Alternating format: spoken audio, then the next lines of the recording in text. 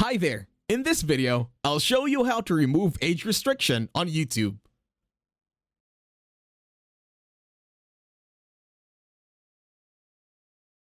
To start this tutorial, open and locate your YouTube application on your mobile device. Tap on it.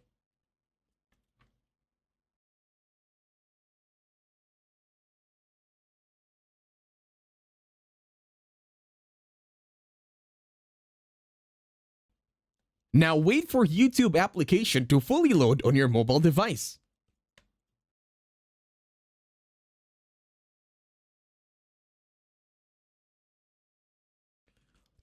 Once YouTube fully loads, all you gotta do right now is tap on your profile picture on the upper right. Now all you gotta do right now is click on the gear icon that says settings. Once the settings window opens, all you gotta do this time is click on General. Over at General, you can now choose to turn on or turn off restricted mode. For this tutorial, we will turn it on.